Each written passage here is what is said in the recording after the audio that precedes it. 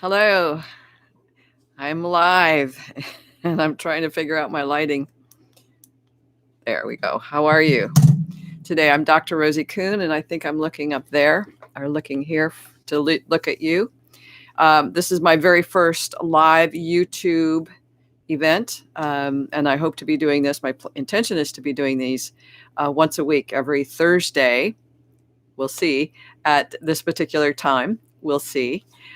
So that I can share some of my experience, some wisdom to hear what's happening for you, to ask questions, answer questions that you might have about spiritual dilemmas, about spirituality. What's it like being a spiritual being in a human experience? All kinds of ideas and thoughts that you might have in relation to how we be a spiritual being in human experiences. So a little bit about me. I'm currently 68 years old. I grew up in Detroit, and my intention was to be a normal person, get married, have kids, settle down, do that for 60 years, 70 years, whatever, and then that would be the end. But that's not what happened. And so my life has taken many turns, doing many interesting things, from moving to Nova Scotia, Canada, to work in the field of recovery, to crossing the Atlantic Ocean on a sailboat, to doing a PhD in transpersonal psychology, which seemed really far out for me at the time. That was in California, and then moving to the Pacific Northwest, Pacific Northwest, where I currently live with my dog Gracie in a beautiful, beautiful area.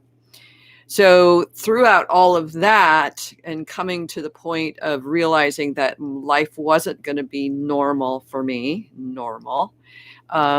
things started happening, and I started following more intuitions and more of what I believed was true versus what other people were telling me was true. And I kept growing myself and cultivating, and one would call it awakening to to levels of awareness that I never ever knew existed.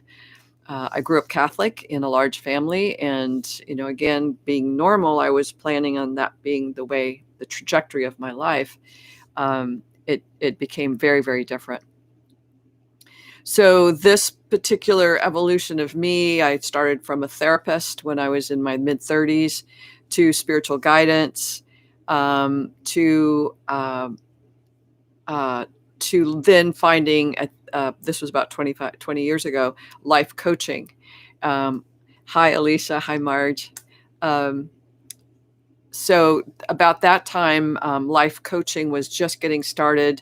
And I found I was intuitively drawn to a person who, in the way that he described what he was doing, was so in alignment with what I had learned as a therapist, what I had learned through transformational coaching and transpersonal psychology and spiritual guidance. That took me to the next level of going, well, this coaching field is actually where it's possible to keep expanding oneself, as opposed to trying to remain the same or trying to be normal.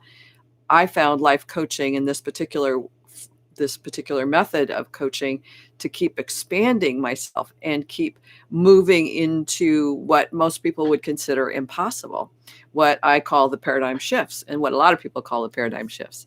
So that's how I got to where I was. That was 20 years ago. And since then, I've just been practicing more of the same, practicing what I do with clients and what I do for myself.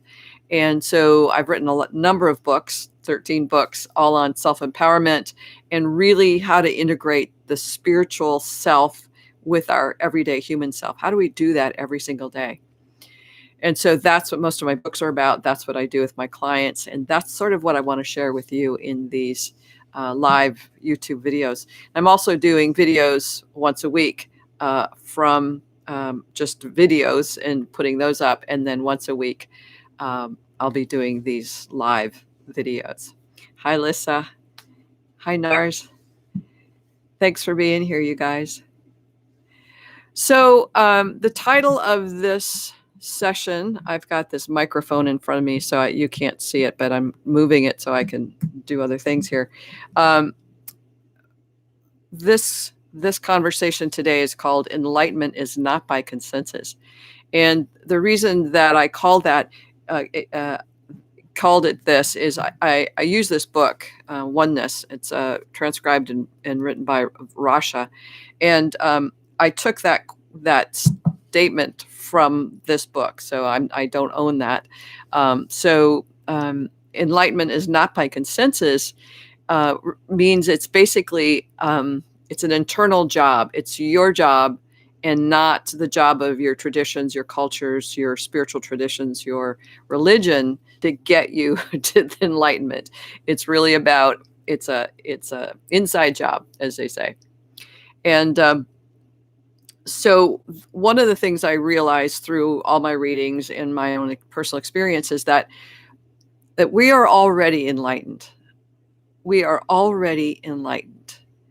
And we come in, most of us, to some degree already having an experience of enlightenment. But through the challenges of childhood, through the imprinting, in a sense, everything that we're exposed to, whether it's television or conversations from our elders, conversations from our teachers, books that we read, we're imprinted with so much information. And all that information so often will start to dim our life or I think about paper mache. It's like putting paper mache over a light bulb. It just gets dimmer and dimmer and dimmer. And with all the information that we get in life, we try to strategize. We try to work with what's all this information coming in. So me growing up Catholic, one of the rules or the principles is that I came in as with an original sin. I came in as a sinner, and if I don't get baptized, if I don't do certain things, then that sin is already there. So if you imagine a little child learning that they're a sinner already, what does that do to how we see ourselves? We can't see ourselves as enlightened or beautiful and innocent and wonderful if we are already seeing ourselves as a sinner, and sinners are bad people that go to hell. So the dynamics of this is that part of us that kept putting these layers of paper mache on us. I'm calling it paper mache, the layers that dimmed and dimmed and dimmed us. And we strategized to try to be in the world according to all of the rules and the regulations. And if we were hurt or harmed or left abandoned when we were children, or whatever the story is, we have to, in a sense, try to keep ourselves from being vulnerable again. And that's really what all of the paper mache is about. It's about keeping ourselves invulnerable. But there's a point where we are ready to, for whatever reason, we're ready to start taking those layers off. So quite often as we're growing up, or even people in their teenage years now and younger kids, but mostly in our mid years, we start to see ourselves as we experience ourselves as suffering. There's a lot of suffering that goes on when we live within this invulnerability, when we can't allow ourselves to go outside the parameters of what we've been taught in our cultures and traditions. We can't go outside the parameters of what we've been taught, perhaps as women or men, or the sexuality elements of that, or whatever it is. All of that can'tness, all that element of what we can't do, really starts to feel like oppression or disease. A lot of people get sick because they're not allowing the full expression of themselves. A lot of people turn to drugs and alcohol or food or sex or shopping or dating, all kinds of things that we use to quiet ourselves so that we're not feeling that suffering or settling or that surviving element, that we want something more. And so when we can realize that we are already enlightened, then we can go, okay, if I'm already in here as an enlightened being, how do I get myself out? How do I expose and experience more of this light? And it's that's what life is about. I think that's what we're here to do, is to continue to grow ourselves into being lighter and lighter, experiencing our lightness.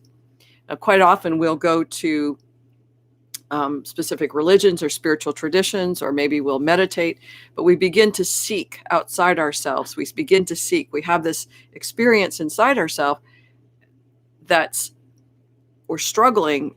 And so where do we go? We go outside ourselves to find assistance, to find support. You're listening to me today because you're curious, and you've got some ideas, you've got some thoughts. By the way, if you have some questions you'd like me to answer, I would love to hear from you. I'd love to hear your questions or comments that you have. That's what really these lives are about, is being able to engage with you in a way that I can actually be in conversation with you, as opposed to just speaking for as long as I do. So if you have any questions or comments, please feel free to ask, because that would make me really happy, and I hope would give you some information that could be helpful to you. And I guess there's a like button somewhere. If you want to push the like button, that would be really great, just for fun. So too often we get, thank you for those likes, we get to that point of it's too much suffering. And that's what happened to me, is I was given certain opportunities. In fact, I've gone through this a number of times, but life showed up in a certain way that I couldn't sustain the reality of my current reality in my brain that I thought was real, I thought was normal, and I had to look outside myself. And so when I started to read The Course in Miracles when I was in my 30s, and I started reading this book when I was in my 50s, as well as David Hawkins and other books, they start to point to the fact that I am already enlightened, and that all of the learning that I had done through consensus reality, through all of the domestications, through all the imprinting, through all the education, a lot of that isn't going to work for me.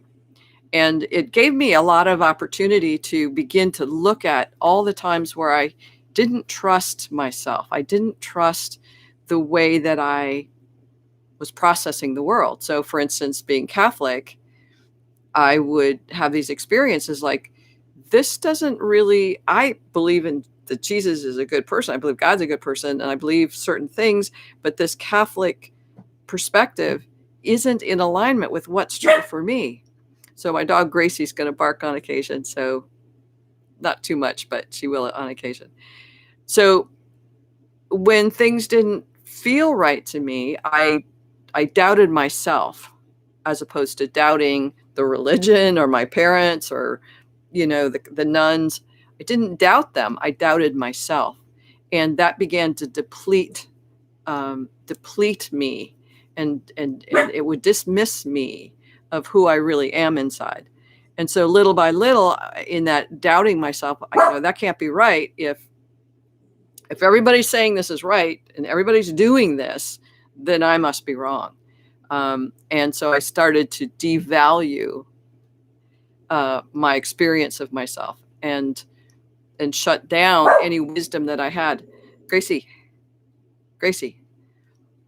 that's Gracie, by the way.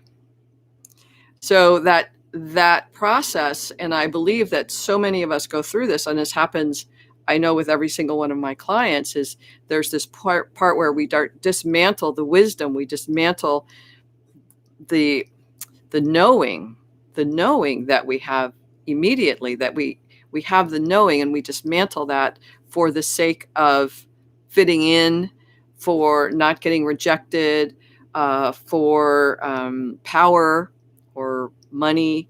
We do all kinds of reasons. We do all kinds of things, but in terms of not in giving up our knowing. That knowing is that place of enlightenment. That knowing, I'm calling it enlightenment, awakening. We awaken to these states of being where we more and more have the courage to trust what we know and let go of everything else. Now, this is true when it comes to business. This is true when it comes to relationships with our partners. our friends or with our homes.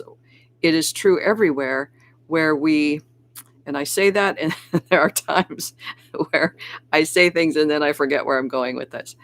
But my point is that we dismantle the knowing, and then when certain situations come up, whether it's with business or partnership or marriage or wherever that is, that we question ourselves. So for instance, I was talking to a client today, and if I ever talk about clients, I always change their names so that there's complete anonymity.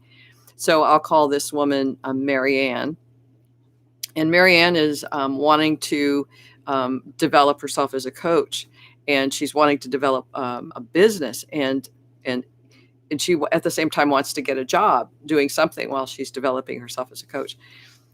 But so much of the conversation in her head is based on, shouldn't I be doing that? That's what everybody's doing in marketing. Shouldn't I get my own niche now? Shouldn't I be doing this? Or shouldn't I be writing blogs? Or shouldn't I be? And all of these shoulds are not things that she wants to do, and she's not ready to do them. If there's things that she needs to do, she's not ready yet. But her whole persona, her whole sense of being, in a sense, is lost when she's talking about all of this. And so I go, do you want to do this? And she goes, no. Do you want to do this? No. She's an introvert, and she's been a practiced extrovert, but in essence, building one's relationship with oneself, building a relationship with her new business, her new facility as a coach, she has to do that from the inside out. And so that's where all of these life experiences, all of these things that challenge us, whether it's looking for a job or changing a career or moving into a relationship with a special person or having children, they all challenge us to either explore who we really are or keep doing what everybody else is doing. And we have to discern for ourselves what's what. So again, talking about Marianne, she says, I don't want to do this. I don't want to be one of those people that's constantly putting on Facebook such and such. She doesn't want to do this. And I go, okay, great. And she goes, but I don't know what to do. I only know that I don't want to do that. And I said to her, if you just practice letting go of what you know you don't want to do, you're making room, you're expanding that space so that something can come in and you're going to go, yes, that's what I want to do. That's how I want to do it. That's how I want to let people know about me. And we have to trust. It's that leap of faith. I talk about a lot, the leap of faith of letting go of what doesn't work, letting go of what you know is not true for you. That's not me. That's what, it's like we're having a pair of earrings that somebody gave me, and it's like, I appreciate the gift, but they're not me. And can I own that rather than going, oh, I better like those earrings because somebody gave them to me. Can we own what's true for us, for ourselves? That's the question. And the more that we can own it, even if we start with, I don't like that, I don't like that, I don't like that, I don't want to be like that, I don't want to do that. The more that we can distinguish that's a no, then we begin to be open to yeses. Yeses will effortlessly show up. I know this to be true for most people. If we are open and willing to be in that state of trust with ourselves, then something really, really magical happens. So again, if you have any thoughts or chats or questions, I'd love to hear from you, even if it's a thought that you have as opposed to a question. So I'm hoping that you guys can, you guys all, the ones who've put your names in the chat, I see that you did that. So I'm assuming that you can ask questions if you need to. But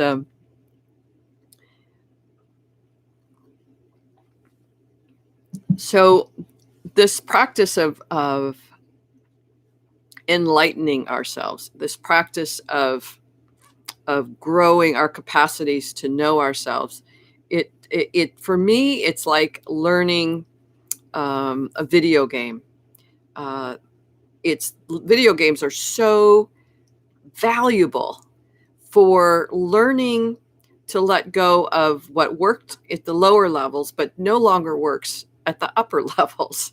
So Mario, I guess the Mario Brothers or whatever those games, is you have to learn certain things and you have to get the timing and you have to do all of these things in order to get through level one. And once you've gotten through level one, now you're up leveling to the next level. And when you up level to the next level, you have to think differently. You have to allow something different to enter. It's like I call it an intelligence in a sense. We have to let go of what we learned or developed at the level one, and we have to kind of let go of those things. We have to use them, but use them differently than we used them before. So now at level two, we're having to explore and experiment and try new things to learn how to do things. My daughter Alyssa uh, shared this origami app with me that was like always up leveling, and it was really fun. And it was fun and easy at the first level, but then it got really hard. And you can go on YouTube and watch how somebody else does it, and that's great. But at some point, the way that we see the world, the way that we perceive the world has to shift. And if something isn't working anymore for us, then the first thing to do is to acknowledge that's not working for me anymore. The way that I was using alcohol, sugar, wheat, they worked for me until they started not working for me, and I started getting health issues. And so even though I love my sugar and I love wheat and I'd love to have a drink on occasion, it doesn't work for me anymore. And so by pushing and saying, "Oh, I'm going to do it anyway," it's not working. And so what point do we listen to the wisdom and the intelligence of our knowing versus that part of us that says, "But I want it. I want it." And that's a big dilemma for most of us. And that's why I call this my playlist, newest playlist, the spiritual dilemmas, because it's like, for my higher knowing, my higher truth, I know certain things, whether it's related to food or relationships or life in general. I know certain things. And that knowing sometimes gets, again, um, dimmed by that part of me that goes, yes, but if I don't do it this way, somebody's not going to like me. Or if I don't do it this way, something else is going to happen. So it's that, and I should. So it's always that play between here's what I know, here's what I've experienced firsthand, and yet I'm scared to live in my knowing. I'm afraid to let go of some of this paper mache. I'm afraid to up level myself because I don't know who I'll be. I don't know how to do that. And again, coming back to the metaphor of a video game, is when you're up leveling from, let's say, Mario Brothers or whatever, to the next level, you don't know how to do that. But you start playing and you start exploring and you start going, well, I did that before, but that isn't working. So I want to do something different. And that's what it's like in learning who we are inside. It's exploring little by little, one step at a time, one experience at a time. With the Mario Brothers, or I'm using that, it's like, oh, he falls off the log and, or gets eaten by the mushroom, and he starts over again. And we do that when we call it failures, right? We call it failures when if Mario falls off the whatever and dies, then he comes back again. And that's what happens when we have a failure or a mistake or something happened that we're not happy with. We just have to go, okay, don't be attached, and start over again. And that, again, that attachment of, oh my God, I'm a failure. I did it wrong. I don't know how to do it. We get caught in that versus saying, no, you don't know how to do it because nobody knows how to do it. Nobody knows how to do this. And and the other thing that nobody knows is nobody knows how you are to do it. Nobody knows your way. Nobody knows your path. And for me, that what that means is we all came in here into this human body. We all came onto the planet with a specific intention of learning something, a specific purpose, we'll say. And that means that we also have, just like with the gaming video, we have something to learn. There's lessons to be learned. Each one of us has a specific lesson, has a specific thing to learn and to share with the world. I don't know what yours is, and nobody else knows. You know, we can see hand readers, we can see tarot readers and astrology readers. We can see all kinds of people to say, what am I supposed to do? And they might give you the recipe. There's some wonderful hand readers that I love working with that gave me some great recipes. But the thing is I still have to go and take that recipe and put all those ingredients into me and create the recipe. So my friend Marge loves to bake, and so she takes those ingredients but she's the one that has to do that. She has to put them all together and let it rest and rise and do all the things they're supposed to be doing, put it in the oven in order to have what she has. So each one of us has our own unique recipe. And I can't tell you how to do your recipe. I can just say, do you want to do this recipe? What's in the way of you doing this recipe? So my abilities as a coach is to empower you to really live into the fullness of your enlightenment, to live fully into the essence of your potential, to live fully into what you think is impossible, but you want to do, to live fully into your potentiality. And for me, that's my biggest desire um, is to know my full potentiality. And I can only know what that is by doing things that I don't know how to do. I don't know how to do, I didn't know how to do this live YouTube. I don't even know if I'm doing it right. I don't know if anybody's here. I don't know if, maybe you can't chat. I don't know. I don't know. But I can only learn and grow and expand my potential by doing this. I might get all done and find out that it never happened. Who knows? I don't know. But if we don't experiment in life, then we are never giving ourselves the opportunity to up level. Now, most of us have learned or trained ourselves to live in fear, and that's normal because that's what we were trained to do. And to train ourselves to maybe be afraid, but do it anyway, that's the whole practice. When I woke up this morning, it was like dread, and about 30 minutes before 5 o'clock my time, when this was going to go live, I just wanted to lay on the floor and just like a little kid, just going, I don't want to do this. I don't want to do this because I don't know how to do it. And in that process of, I don't know how to do this, the question is, am I willing to do it anyway? Am I willing to do what I'm doing, perhaps make mistakes, perhaps have everybody leave. Thank you for being here, you guys.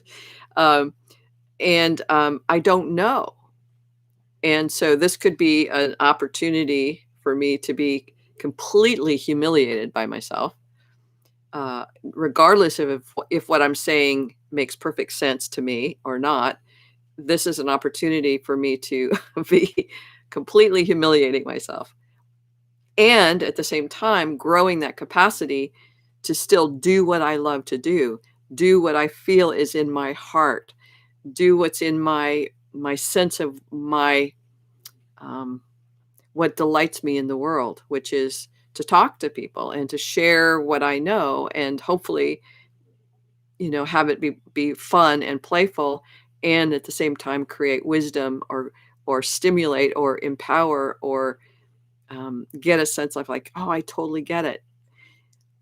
So that's what's fun for me. I love when I'm coaching, or writing, or doing videos and these kinds of things where I'm interacting with people, and um, giving the opportunity to be me this way.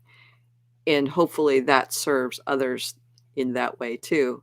And that's a big scary thing. That's my point of what I'm saying is, how do you do that?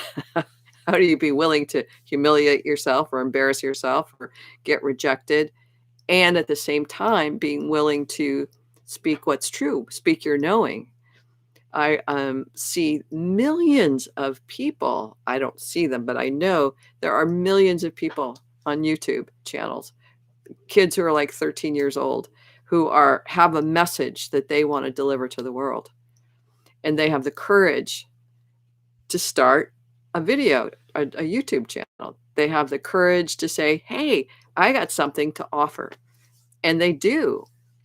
On my generation, that was something that was like, oh no, you have to, you have to get a publisher to publish your books. You have to get a radio station to want you to come get interviewed. You have to, all of these things that were limiting before. And because of the technology, but more so because of the people who created the opportunity, the platforms for all of us to say, hey, I've got a message, or I've got something to offer. I want to offer it to you.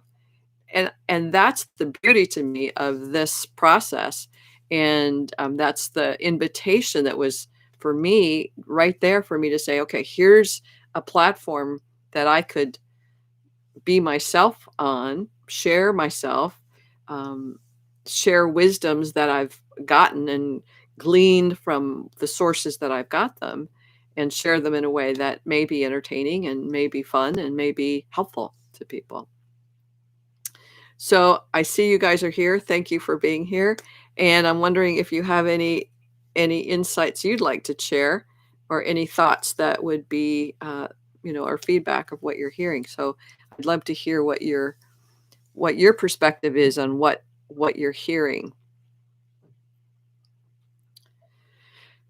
One of the things that's been really important to me, in whether I'm doing videos or books or my coaching, is that what I have to say is just my experience or my interpretations of life.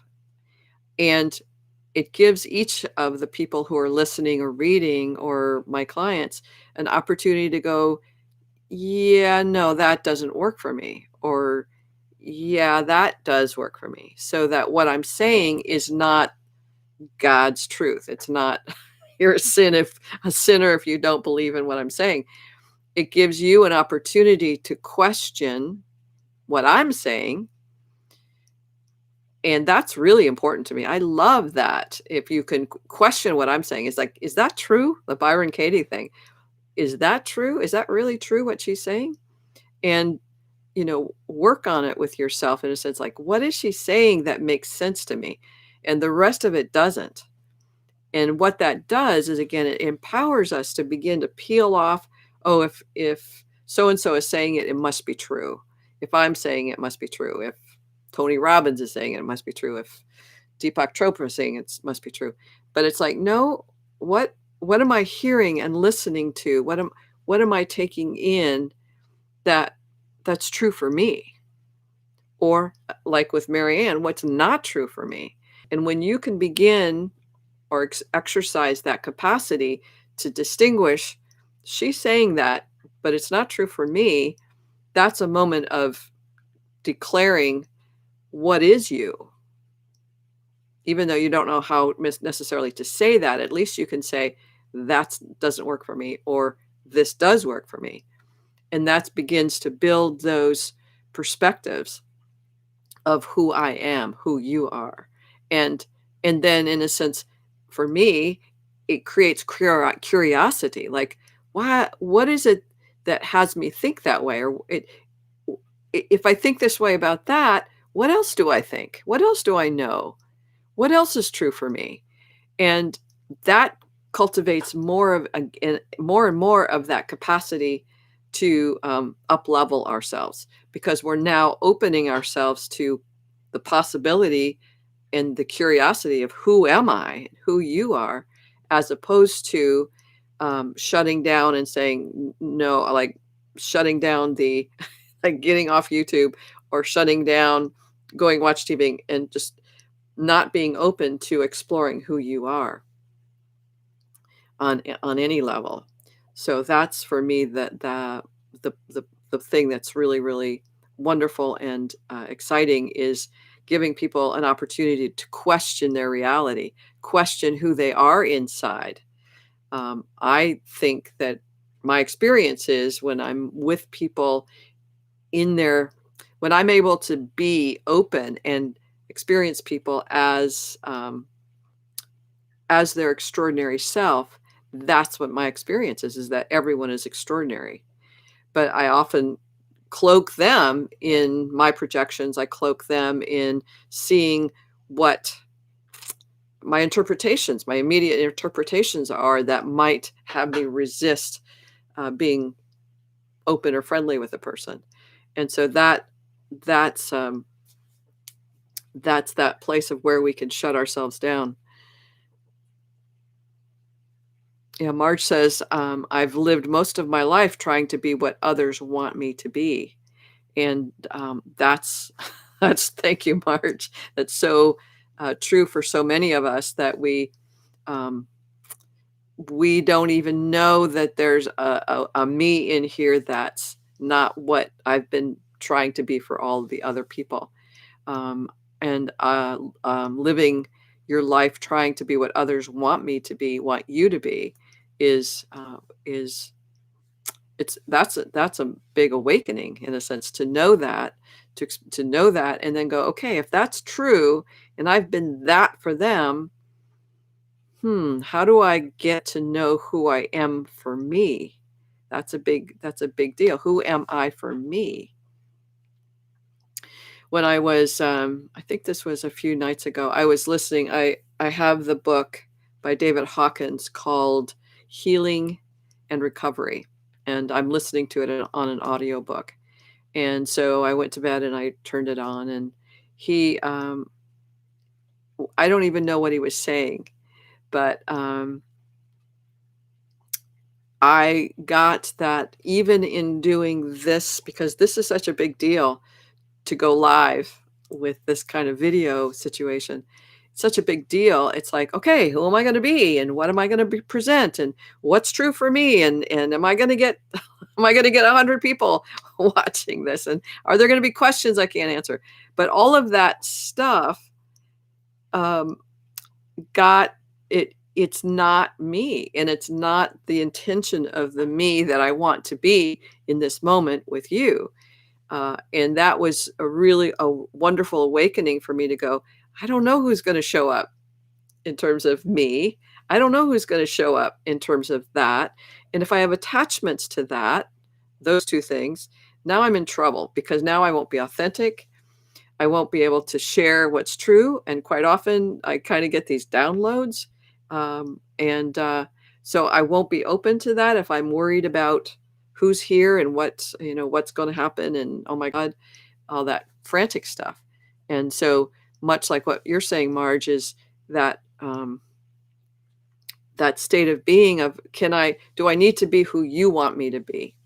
And I'm scared. I've always been scared of being me and trusting me and knowing me and being aligned with me. That's been so scary.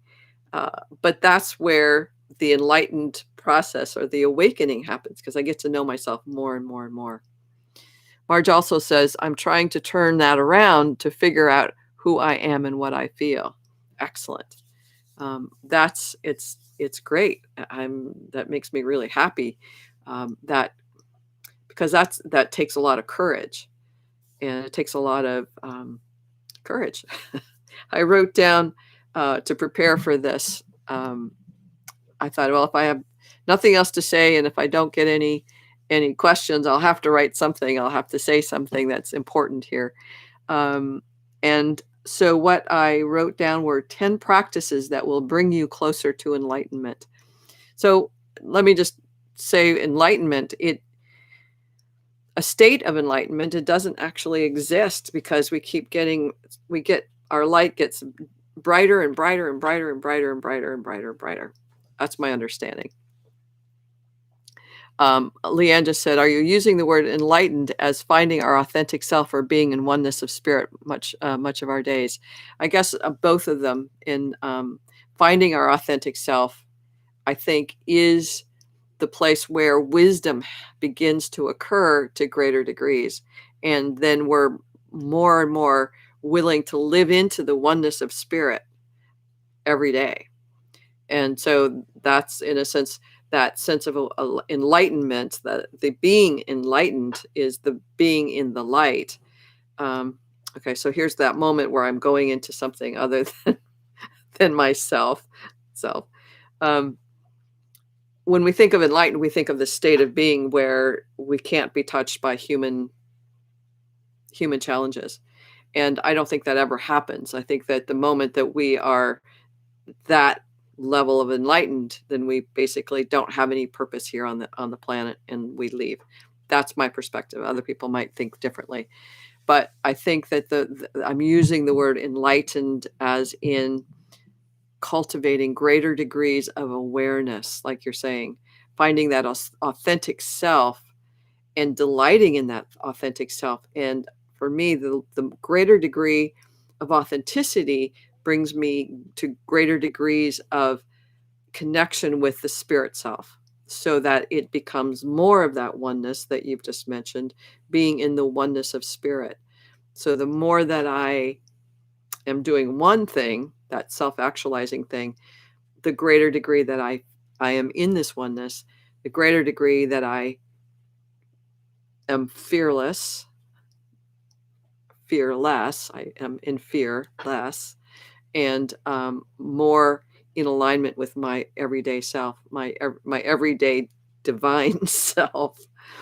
And Marge just said, sounds like a lot of layers. And yes, there are lots and lots of layers. That's why if we think about up leveling in a video game, that we've managed to let go of one level and up level, and then there's layers of learning that we have to dismantle at that point. That level of, there's interpretations that we've been living with for at least this lifetime, but from my perspective, we're multidimensional beings. So whether it's past lives or our ancestrals, all of those layers of being is here with me today. And the more that I can distinguish those layers and go, is that me? Is that me? The more that I can go, nope, that's not me, or it was me, but here's who I am in this moment. And my willingness to dismantle, again, it's the sort of dismantling of those perceptions. It is releasing those layers. And the onion has always been a metaphor for all these thin layers that we're continually peeling away. And the more that we peel ourselves away, the more we realize that we are this divine essence, oneness self. So I let me know if that answers your question, both of you, Leanne and Marge. So again, enlightenment from my experience, I'm not enlightened anymore. As I was saying, you're enlightened, I'm enlightened. I've been working on this practice for a long time of letting my light shine, allowing the essential nature of my being to come through. And that's what I want for you, all of you, is I want you to know you're already enlightened. I think that helps to say, oh, I'm already enlightened. I just got all this crap, these layers and layers of stuff on me that some of it was there without my knowing, because as David Hawkins would say, we're just innocent beings, and we have all of this information coming at us, and it just comes and it just sticks to us, and we go, oh, this is real.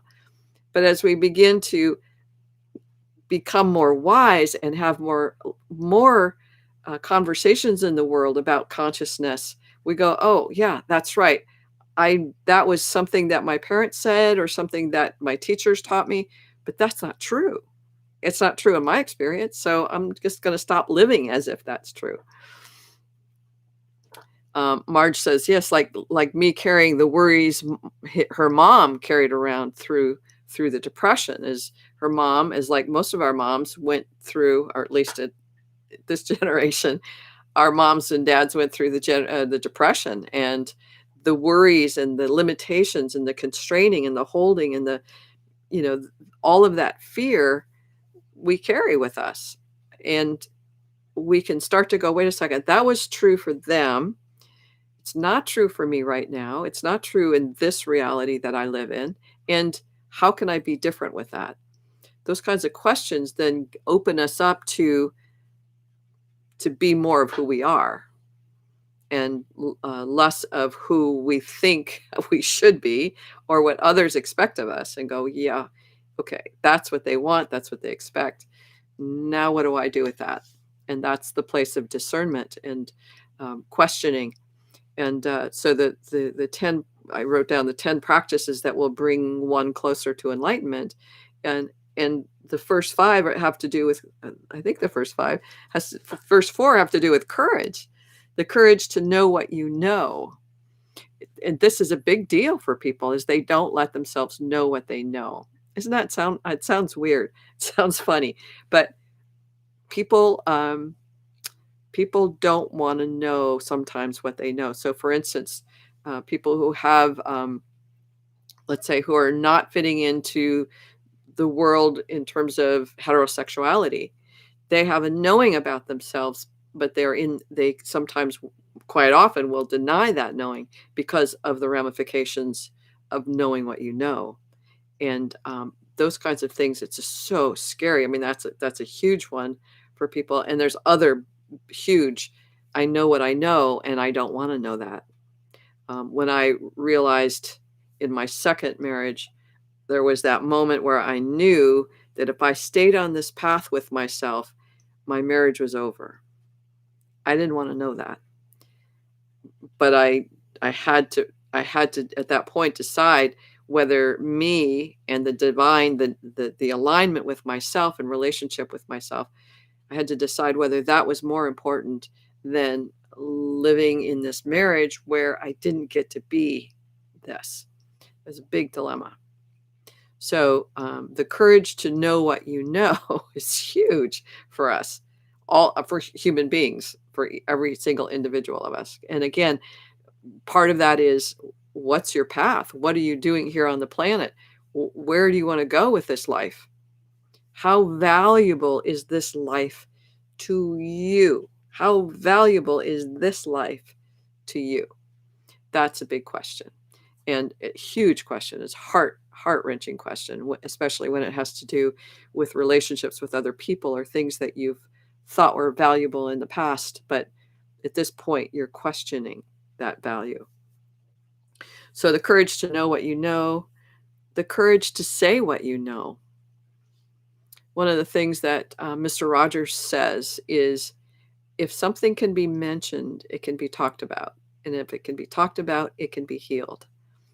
And I'm so touched by that because so many of us are so afraid of saying what's true. Here's what's true for me. And so being courageous to say what you know is a big deal. And a number of my clients are in relationships with people and work and that kind of stuff. And I say, they're having a challenge or a dilemma, and they're in these partnership relationships. And I go, have you talked to them about that? I'm laughing because I know that place, how hard it is to go, yeah, no, I can't have that conversation, because what if they don't like me anymore? What if? And the what ifs come flying through the doorway. But if we don't say what we know, then it's just a way of being the expression of life that we are in the world. And maybe we don't say it in words. Maybe we say it through the way we be in the world. Maybe we say it through art or music or something like that. But being able to express that is really, really important, I think. The third practice is to practice and cultivate courage to trust yourself. And I think this is one of the top limiting practices that we have, is that we don't trust ourselves. We trust what other people think. We trust what other people say, but we don't actually trust the being that is inside here, that is having a human experience, that is having experiences of that human experience. We're witnessing ourselves all the time. We're having sensations. We're having thoughts. We're having this experience nobody else is having in the world. And how do we learn to trust that? And again, that's the courage to trust that this is what I know. When the moments that I knew, in a sense, that the Catholic, what the Catholic Church was or is, and how I was responding to it, I knew it wasn't a good fit for me. But it took me probably 2 years to be able to say that to my mother. And my mother didn't talk to me. I was living in the same house. She didn't talk to me for 3 weeks when I told her I wasn't going to go back to Catholic Church. And it's okay, because I spoke for myself. I said something that was true for me. But it took me a long time. And that's, I think, true for most of us living on this planet, is it's really hard to say our truth. A woman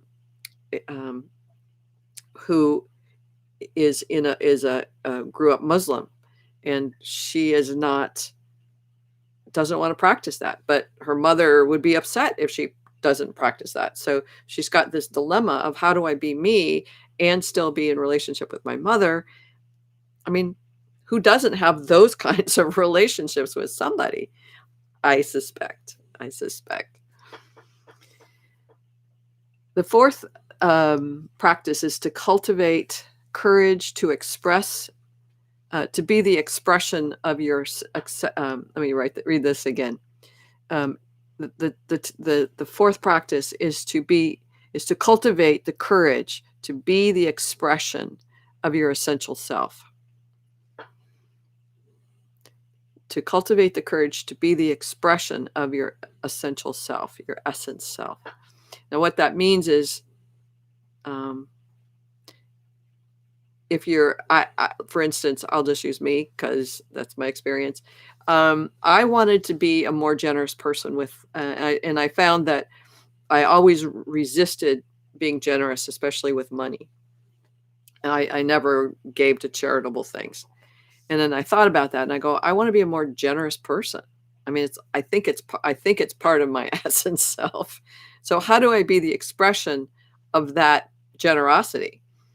And then I realized, well, it's a generous spirit. It's not generous about my pocketbook. It's generous in spirit. So I began to look at how I would limit myself from being the generosity of spirit.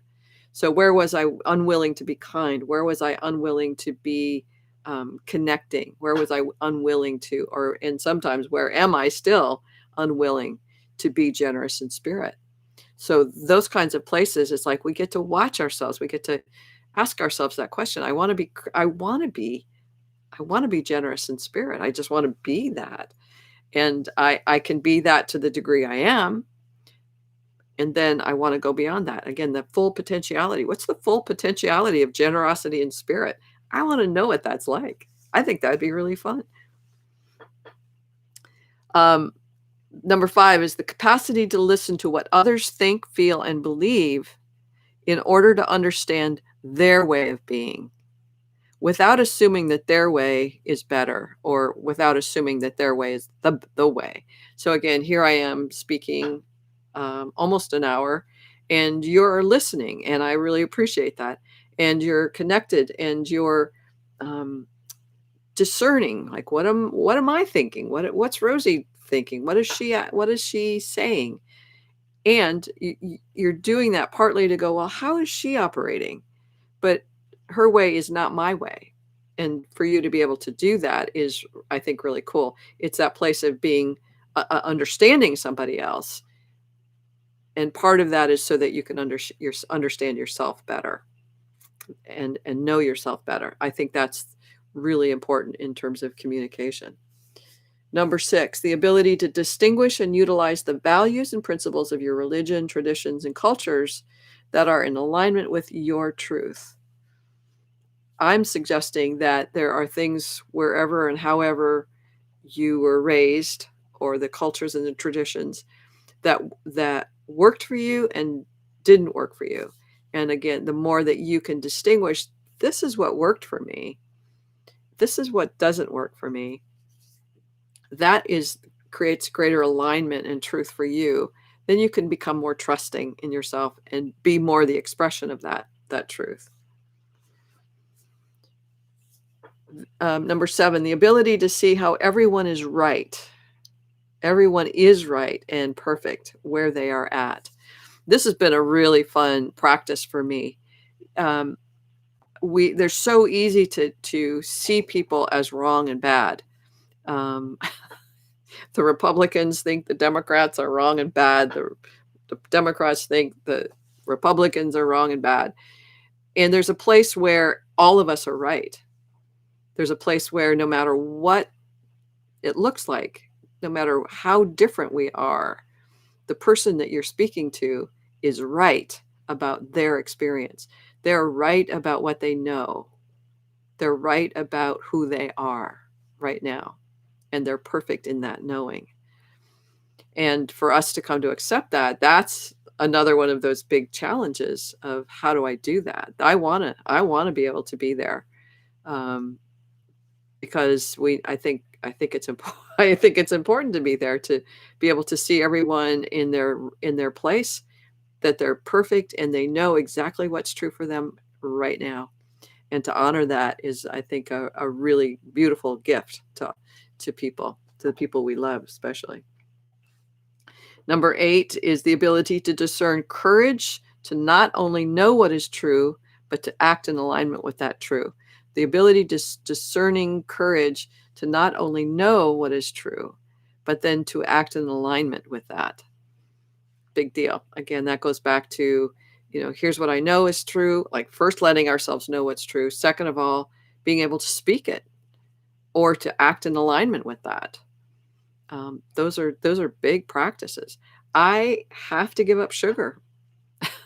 I'm pissed. I'm still pissed. I've been doing it for a long time. I'm still pissed. And I have to do it. It's in alignment with my highest truth and my highest good. And it takes courage for me to continually let go of that and the alcohol or whatever else these practices are, or to let go of what limits my capacity to be generous in spirit. What is that? And why is it difficult for me to let that go? That's the work. That's my work to do. Number 9, I'm watching our time. We just have a couple more minutes. The awareness of the fact that there are millions of paths to enlightenment, and then to create yours and experience the rapture of knowing and loving your own path. Joseph Campbell says, if you see a path in front of you, it's not yours, because yours is in front of you, being created by you moment by moment. And I love that.